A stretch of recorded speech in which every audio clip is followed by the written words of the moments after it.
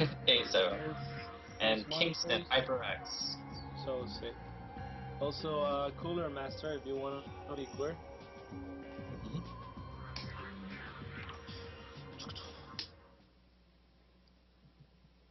If you want to be cooler and you're in Diamond and you want to get promoted to Masters, Cooler Master. That was so funny.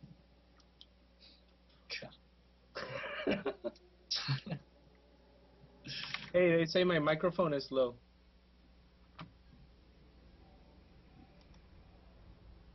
Thank you. Are we on my camera, production? Okay.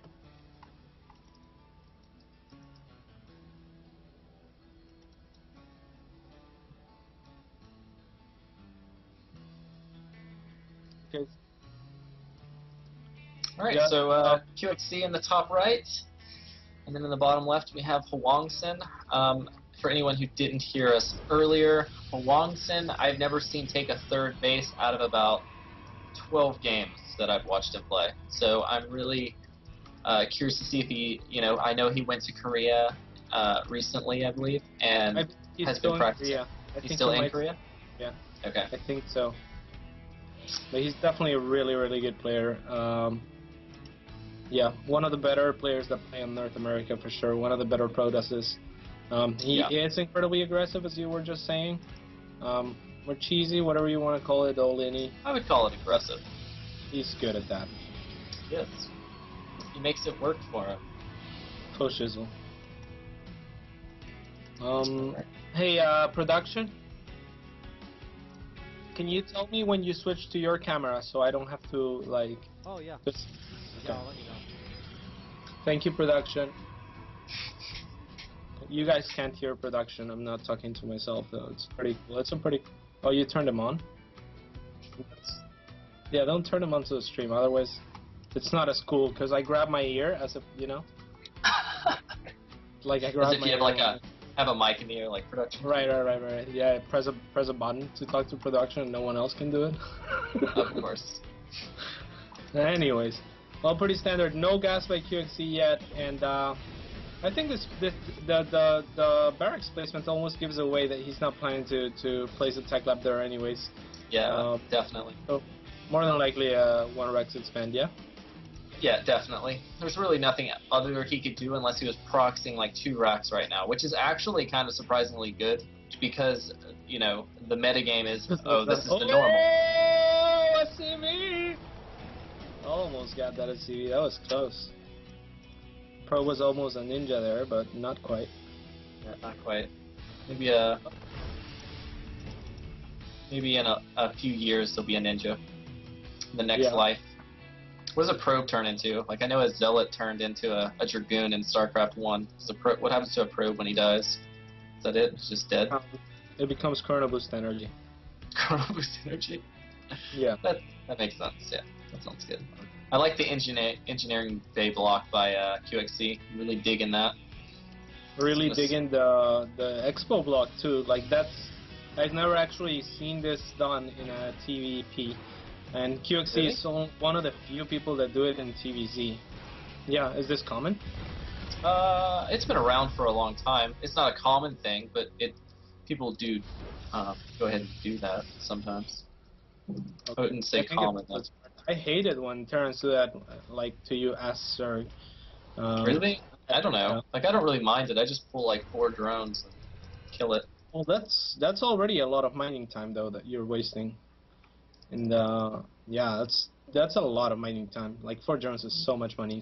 Yeah, but he has to make that so fast, like for it to be any type of effective. Like it eliminates any kind of builds that he could be doing, like 2 racks he couldn't be doing, and other stuff. Anyways, that's enough talking about Zerg versus Terran. So we do have a fast expansion coming down here, a 1 gate expand coming here from Hwangsin. QXC's expansion is already up. We have 3 racks now up in production. One of them actually researching a tech lab, putting a tech lab on it, so you can get either a Marauder, which is the most common, or even maybe a Reaper. I know QXC's actually been famous for making Reapers in this matchup at a certain time in the past, but I haven't seen him play this matchup in quite a while, actually. Yeah, actually, this was his worst matchup ever. Really? Like 2 days ago. But last we talked to him, yeah, last I talked to him on Skype, he was like, okay, I just lost 50 TVPs in a row, so that now I can win 100 in a row. And that's the kind of player that QXC is. He doesn't really mind losing. He just, you know, more GG, more skill, like Wider would say. You gotta use losses as a fuel to like motivate you to get better. Absolutely. And that's actually one of the things that you know, a lot of players, like even a lot of good players, don't have to, you know, push themselves to like the next level. Yeah, absolutely. But I think QXC has figured out this matchup a lot more than he had in the past. Like he should be a lot better than he was yesterday. That's just the kind of player that he is. And yeah. Look, like for instance, he's getting a really fast +1, right? That's super fast. Yeah, that's really fast. That's actually, I love that. That's so good. Oh, it's like, just what we were talking about, Jake. We were talking about this earlier, and one of the clan wars. We've casted so many now. I don't even know what match it was, but we were talking about really fast upgrades. TVP. I think it was the very first match that we casted. Really? Yeah, I think it was State versus. Help me. Production. Okay. The very first game we casted was State versus the Agnes. Yeah, there we go. Thank you, production. So, yeah. But yeah, it seems like other than that, a pretty standard game. They're pretty even on supply. QXC scouting for a third, making sure nothing's happening there, as well as a Marauder just rallied, scouting everywhere really. QXC being super cautious. Yeah, I really mentioned earlier, like Huangsing was so good with his stalkers. Like he lost every single amount of shield possible, but didn't take a single hit earlier from the Marines, and that was super impressive. That's one of the ways you can tell like super high level Protosses. That's true. So yeah, there's an observer in QXC's base seeing the starport landing on the reactor, so he knows exactly, you know, what to be expecting, that drops are coming. We see Blink is being chrono boosted. Now this is interesting. A lot of times players go for charge before Blink, but actually I've been seeing a lot of the Korean players actually go Blink before charge to deal with like medevac drops and such. Yeah, I think it's quite common. I don't know. I don't watch that many games, but the ones that I watch, say I watched a bunch of Naniwa, and he usually gets Blink before charge, I believe, and that's really nice positioning of stalkers by Huangsing too. What Naniwa would do is exactly what Huangsing is doing, and just place all of his stalkers somewhere else, and the rest of his army like in the front or whatever. Once you have like Blink, those stalkers are so mobile, like, you know, it really helps. Now, Huangsing with incredibly fast upgrades as well. He's already at 1-1. QXC starting +1 armor as well, though. That's pretty fast, too. It is pretty fast. You know, Protoss can always get out upgrades faster than a Terran or a Zerg due to Chrono Boost. We do see one Marine stemming up there just to get a scout. He sees 2 Immortals, Sentries, and Zealots, and he's actually deciding to go for it. I don't know. I'd be kind of a little worried. But yeah, maybe. It seems like he was trying to pick off a couple sentries, didn't work, but made him waste a couple force fields. Yeah. Or rather, traded force fields for medevac energy, really. Pretty much. I mean, yeah, it was an okay trade. We still have those stalkers still in Huangson's main, waiting for a medevac drop, which is really smart. Like, I think you should always leave some units in the main unless you're being aggressive. Huge force fields, though, pick off quite a few Marines and stuff, but wow, that stem actually picked off a lot of the Zealots, too. So probably an even trade. Thank you, production. So, yeah.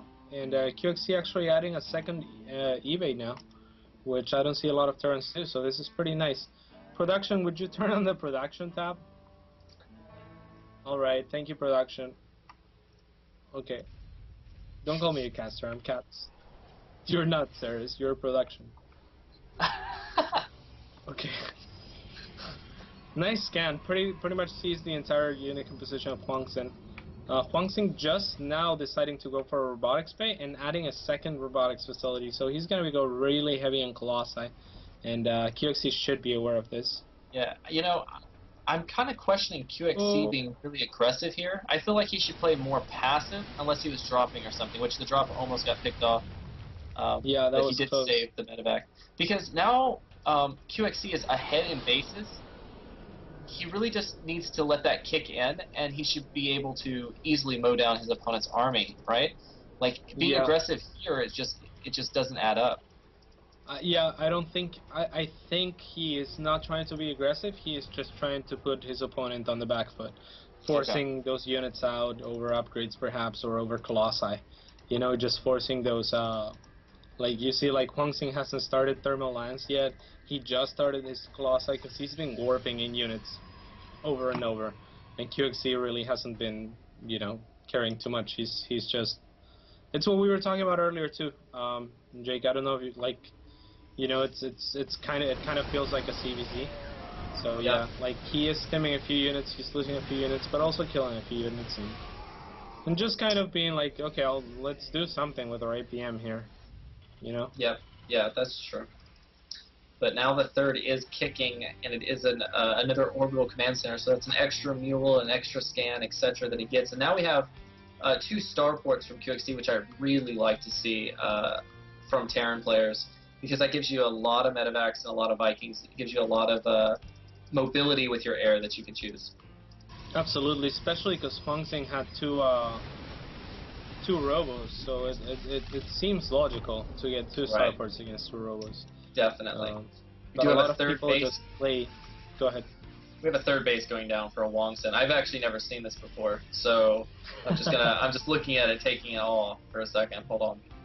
Nice. Okay, I'm good now. Yeah, we see a lot of players, I was saying, just like play to their build and do what they gotta do. Like QXC is doing a really good job at adapting to what Huang Xing is doing, and he's pulling ahead in supply for the first time in the game, and he's not falling too behind in upgrades.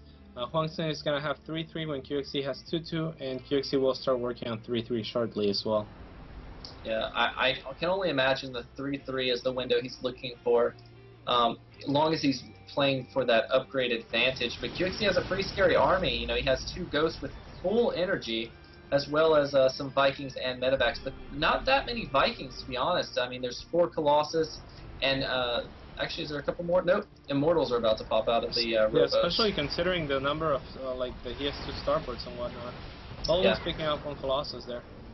I don't know, QXC's army just doesn't seem that big. Maybe I'm scared because I'm his teammate and it just doesn't seem that big, but he's maxed. I don't see the army. I'm nervous. Yeah. I mean, he has 72 SCVs, but, I mean, it's not that big. Oh, EMP. No EMPs go down. Vikings doing some work. All the cells are gonna fall down though pretty quickly here, it looks like. Lots of Marauders, some Marauders steaming forward, picks up 1 Colossus. But yeah, it looks like Huang Xing is gonna pull way ahead out of that engagement. Definitely. I didn't see any EMPs go down. Yeah, there was 1 EMP, but it was really late. Like, it was after the army and Force Fields and Guardian Shield and everything was popped, so it just didn't make up for it.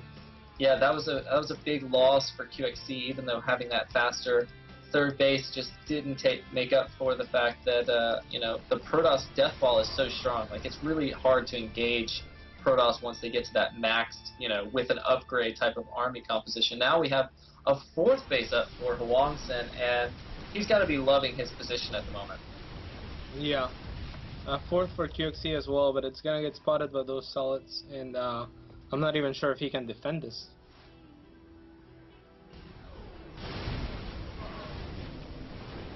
Yeah, here comes another big engagement at the natural.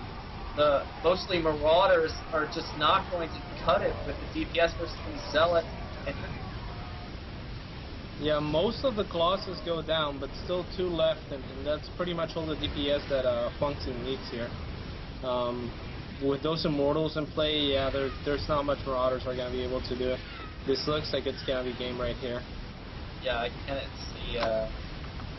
can't see Huang Xing losing here. Once you get into the main base of Terran and you camp the Raxes, they have no chance of ever getting a army.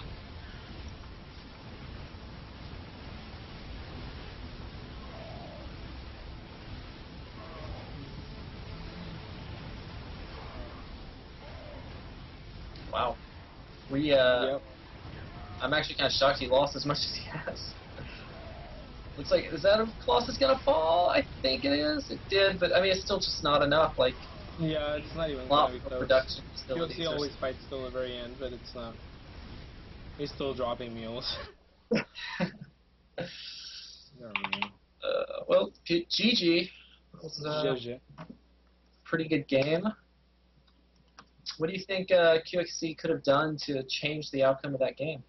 I have no idea, man. I'm not good at TVP at all. But maybe more ghosts? I don't know. I always like it when there's a ton of ghosts and everything gets EMP'd. I think whenever I see everything get EMP'd, the turn wins the fight. Yeah, I think it's like a lot of it has to do with the person that starts the aggression in like the big battle, right? So like, because armies clump together so easily, just imagine like, you know, a couple cloak ghosts run in and shoot a couple of EMPs, and then the Terran engages, right? Well, then it could change the whole outcome of the battle. You know, all the Protoss units don't have shield or anything like that, so yeah, could absolutely. make a big deal. Also think, you know, trying drops at multiple locations might have worked at some point, especially once he went for a third base, like doing like a 2 or 3 medevac drop in the main could have forced him to pull back and bought you more time. Might have been able to stuff. But we're going to be jumping into our next game, Complexity versus It'sGoSu. It'sGoSu is actually up 2-1 versus Complexity, so we'll be right back after this short break with our next match. Mm-hmm.